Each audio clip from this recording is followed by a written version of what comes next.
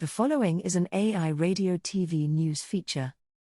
Headline: Sleep paralysis, a terrifying encounter with our own mind. Byline: Baland Jalal. Lead: Neuroscience explains terrifying ordeals, from out-of-body experiences to alien abductions. Story: Imagine waking up in the middle of pitch darkness, only to realize you are completely paralyzed. You suddenly notice out of nowhere, an aggressive and horrendous human-like cat is on your bed. Next, the worst-case scenario unfolds: the creature viciously attacks you, and you vividly feel its razor-sharp teeth penetrating your flesh. Next morning, you wake up with a bruise on your body. It sounds like something out of a Stephen King horror novel, but the events describe a real-life case of sleep paralysis, as my colleagues and I recently reported in a study conducted in Italy. Sleep paralysis is a condition in which a person awakens from sleep but is temporarily paralyzed, unable to move or speak. The phenomenon, in fact, is not uncommon. Around 20% of people experience sleep paralysis at least once in their life. Though the episodes of sleep paralysis are brief, lasting a few seconds to minutes, they are rich with mystery and potential insight into the nature of the human brain. How does sleep paralysis happen, and why does it accompany the strangest hallucinations? Neurological origins of sleep paralysis. Sleep paralysis often occurs when we take a nap during the day, when jet-lagged, or in any way, when sleep-deprived. It happens when we wake up while still in a stage of sleep, called rapid eye movement sleep, REM, during which most vivid dreams occur. During REM, a part of the front brain called the dorsolateral prefrontal cortex, central to our ability to plan and think logically, turns off. This explains why our dreams during REM seem so real, and why the fabric of reality is so out of control when we dream, with warped landscapes and abruptly changing times, places, and people. The Hollywood blockbuster Inception brilliantly captures the surreal flavor of dreams. To prevent us from acting out such intensely real dreams during REM and potentially hurting ourselves, our brain has a brilliant solution: it makes our bodies temporarily paralyzed. REM is also the stage that most resembles wakefulness. Our blood pressure and heartbeat increase, and our breathing quickens. Even brain waves speed up, becoming virtually indistinguishable from wakefulness. Sometimes, however, we actually do wake up while still in REM sleep. In a sense, we have a switch in the brain that tilts us between REM and wakefulness. And all it takes is a few neurochemicals to leave us stuck in this borderline state between parallel realities, sleep and wakefulness. As if being paralyzed and unable to speak when waking up isn't chilling enough, occasionally, the vivid and sometimes threatening dreaming of REM can spill over into conscious awakening. This state, in medical jargon referred to as sleep paralysis accompanied by hypnopompic hallucinations, can best be described as a dream, or worse yet, a nightmare coming alive before our eyes. Becoming a ghost. Sleep paralysis can sometimes cause eerie sensations of floating outside one's body or looking down upon oneself from the bedroom ceiling. In certain cultures, such out-of-body experiences are attributed to the soul, a type of astral travel, where the spiritual self projects itself into an alternative realm of existence. But out-of-body experiences originate in the brain. In fact, they can reliably be produced in the laboratory. We simply have to disrupt the activity of a brain region called the temporoparietal junction. This region helps us build a body image in the parietal lobes, the top middle part of the brain, or a type of neural representation of the self, based on the inputs it receives from the senses. The temporoparietal junction, which is also critical for our ability to distinguish between self and other, is normally turned off during REM sleep. This is why there is a loosening of the sense of self when we dream. We sometimes see ourselves from a third-person perspective, and other times the self occupies another person's body. It is thought that similar disturbances in the temporoparietal junction can occur during sleep paralysis. When we realize we are paralyzed, the motor cortex in the brain immediately sends signals to the rest of the body to move and to overcome the paralysis. It also sends additional signals, sort of like sing when emailing, to the parietal lobes. Normally, There is feedback from the limbs telling the brain how to build our body image, but not during sleep paralysis. The confusing signals received by the brain can influence how the brain builds our sense of self, and the result is all kinds of bizarre bodily hallucinations, such as out-of-body experiences or seeing one's limbs or entire body rotate in the air like a tornado or sink deep into the bed, as if drowning in quicksand. Seeing a ghost. Perhaps more distressing than becoming a ghost is seeing one. Sleep paralysis is arguably most infamous for the sinister shadowy bedroom intruder that sometimes attacks the sleeper.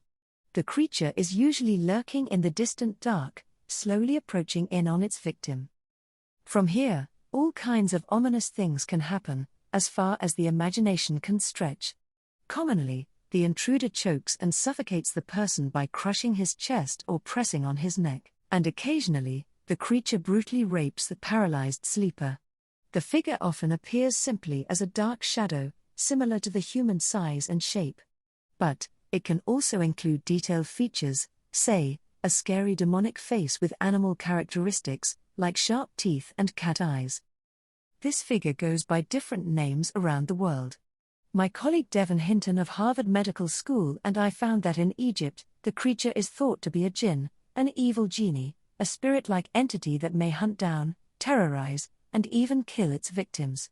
In another study, we've discovered that among some Italians, it is believed to be a malevolent witch or a terrifying human-like cat, known locally as the pandafesh. Some space alien abduction cases also fit the sleep paralysis scenario. The person is laying in his bed paralyzed, suddenly the alien appears and begins to experiment on the sleeper's sexual organs, collecting eggs and semen. A disturbance in the brain's body map. UC San Diego neuroscientist versus Ramachandran and I recently proposed a neurological explanation for why we see this shadowy creature during sleep paralysis. The idea was sparked by research showing that people who are born with a missing arm may experience phantom limbs, meaning that they feel the presence of missing limbs. This led to the idea that there might be a hardwired template, or map, of a person's body surface in the right parietal lobe of the brain. So when a person born with no arm is experiencing a phantom arm, he is really feeling the presence of the arm that is part of his internal body map. This map would be connected to emotional and visual centers in the brain, causing us to be attracted to body shapes similar to our own. In other words, causing us as humans to be innately attracted to other humans, and not to, say, pigs, at least for most of us. More clues about such a hardwired body map come from a rare disorder called apotemnophilia, in which a person has a desire to have a limb amputated and is attracted to people with missing limbs. Ramachandran and I suggested that a disturbance in the processing of self and other, at the temporoparietal junction, results in a hallucinated projection of one's own body map. The mind literally casts a shadow, just like the body does. As the barrier between self and other dissolves, the person mistakes his own shadow, or body template, for a separate entity. Compare this to an out-of-body experience. Here your sense of self is shifted and you identify with your ghostly self, not your bodily self. When you see a ghost, on the other hand, your vantage point doesn't get shifted, and you identify with your bodily self, instead of your ghostly self, and with the threat detection system of the brain on high alert, also known as threat hypervigilance, we are even more likely to interpret the human-like shadow as an evil, other entity. Moreover, our brain regards it as highly improbable that chest pressure, sensations of suffocation, rapid breathing, which are caused by REM physiology, and, on top of everything, seeing a human-like shadow, occur by random chance. When REM dreaming becomes activated as well, the shadowy figure can take on all kinds of sophisticated shapes and dimensions, and the entire plot thickens. At this point, memory and the narrative abilities of other brain regions play a role in the evolving hallucination. While our neurological explanation for the shadowy figure has yet to be proven, it fits well with previous observations. It has been shown that occasionally when the temporoparietal junction is disrupted using an electric current, instead of having an out-of-body experience, the person senses the presence of a shadowy figure. This figure is perceived to stand behind the person and to mimic his posture, even though the person is aware that the postural features of the shadowy figure are similar to his. he still regards it as a separate person. Based on this, the scientists who conducted the study concluded that they had created a ghost-like double. Fear feeds terrifying sleep paralysis. In the 1986 Stephen King horror novelette, the clown-like killer exploits the fears of its victims to hunt down its prey, young children who fear monsters. Although fictional, literature is sometimes closer to science than one would think. Our own research suggests that one's beliefs about sleep paralysis can profoundly shape the experience. In one study, Devon Hinton and I found that in Denmark, people regard their sleep paralysis as something trivial caused by the brain. In sharp contrast, we found Egyptians often hold very specific cultural and supernatural beliefs about theirs. In another study, we discovered that Egyptians experiencing sleep paralysis not only feared much more than Danes do, to the extent that many fear dying from it, but they also have longer episodes and on average experience sleep paralysis 3 times more often. These findings strongly indicate that for Egyptians, beliefs have radically transformed the experience, a form of mind-body interaction, causing not only psychological fear but also conditioned physiological fear of sleep paralysis. When they go to bed, they fear the cultural creature might attack them. Ironically, this will activate fear centers in the brain, such as the amygdala, making them more likely to wake up during REM and have sleep paralysis. And once they have sleep paralysis, they interpret it in light of their cultural beliefs, thinking, "I am being attacked by an evil spirit," making them even more terrified. Escalating fear and arousal would worsen sleep paralysis by prolonging the episode and resulting in more intense bodily hallucinations, as they are more likely to try to move during the paralysis, causing body image disturbances. It doesn't end there. Now, they notice that they are experiencing sleep paralysis more often and that episodes are longer and more horrifying. They become convinced that they are targeted, perhaps even possessed, by a supernatural creature. This, in turn, makes them even more afraid, and the vicious cycle continues to feed on itself. It is still unclear whether the fear generated by sleep paralysis can be pathological. But in our recent study, we found that experiencers of sleep paralysis in Egypt have greater symptoms of trauma and anxiety compared to those who have never experienced it. Intriguingly, we also found that those who experience hallucinations during their sleep paralysis have more trauma and anxiety symptoms. These findings point to the possibility that sleep paralysis, if accompanied by certain beliefs, might be a traumatizing experience. This is also consistent with the findings of Richard McNally, also at Harvard, that sleep paralysis interpreted as alien abduction can elicit physiological fear comparable to patients with post-traumatic stress disorder. Control Your Dreams, a Cure for Sleep Paralysis? In the 1984 horror movie A Nightmare on Elm Street, the ghost Freddy Krueger ferociously terrorizes and kills young teenagers during their nightmares. But the protagonist Nancy is finally able to make Krueger vanish from her nightmares. She follows the advice of her friend Glenn, played by a young Johnny Depp, who insists that if you turn your back on the monster, you take away its energy and it disappears. Indeed, dispelling the fear surrounding sleep paralysis is an important means to help people cope with their experience and, crucially, to prevent escalating fear cycles that can lead to worse and more frequent episodes.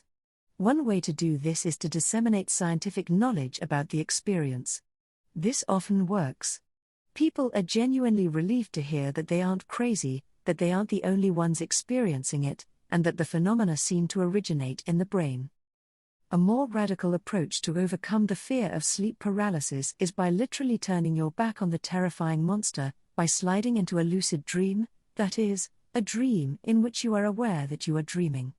It is not surprising that sleep paralysis can be a gateway to lucid dreaming. Both sleep paralysis and lucid dreaming are consciousness states that lie between REM and wakening. The former is dreaming while awake, the latter, being awake while dreaming. Neural circuitry associated with wakefulness is more likely to become activated during sleep paralysis, such as the dorsolateral prefrontal cortex that helps us organize our logical thoughts when awake, and which is normally turned off during REM. When the dorsolateral prefrontal cortex becomes active during sleep, we enter a type of hybrid consciousness that combines the surrealness of dreams and the rationality of wakefulness. And so, We become aware that we are dreaming, and like a great Michelangelo, we can create our own fantasy worlds composed of colorful landscapes and creatures of all kinds conjured by our minds.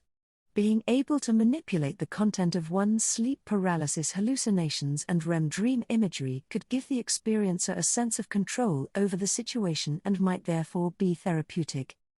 I was once able to slide into a lucid dream during my own sleep paralysis. Lucky for me, no terrifying intruders were present. When I became aware that my dreaming self was walking around in my bedroom, it occurred to me to do an experiment. I found a piece of scrap paper on the floor and put it in my pocket. I thought to myself, if it's still there upon awakening, I would have to reconsider some of my own scientific theories about the role of the brain in favor of more uncanny explanations. My pocket was empty when I woke up. On a different occasion, I wanted to test whether by deliberately trying to move during the paralysis, causing disturbances to my body image, and imagining that a sinister creature was present in my bedroom, activating dream imagery, I could create my own hallucinated Frankenstein monster. I wasn't able to complete the experiment out of sheer horror, but I still joke with my colleagues, telling them that we're among a select group of people who can say we're working while sleeping. Based on my scientific work on sleep paralysis around the world and our proposed neurological explanation for why people hallucinate ghosts during the episode, I thought to myself, how do I create a simple, yet effective therapy for sufferers? Meditation relaxation, Mr. Therapy was recently designed as a direct treatment for sleep paralysis. The treatment, which includes techniques of cognitive reappraisals and emotional distancing, meditation, and muscle relaxation, aims to minimize current attacks and decrease the frequency, severity, and duration of future ones. In a recent pilot study, we found that Mr. Therapy reduced sleep paralysis episodes by 50+% when applied for 8 weeks in patients with narcolepsy. As we are just beginning to probe this fascinating condition and unlock its neural bases, the mystery remains. Here is a single phenomenon that can make us see and become ghosts, have encounters with space aliens from distant galaxies, and plunge us into far and exotic lands of lucid dreaming, where we are the sculptors of our own realities, all the while laying silently in our beds. It shows us firsthand how the feeling of a sense of self as a unified entity separate from others arises in the brain and how vulnerable this feeling is to disruption. For more news from AI Radio TV News, visit airadiotvnews.ca.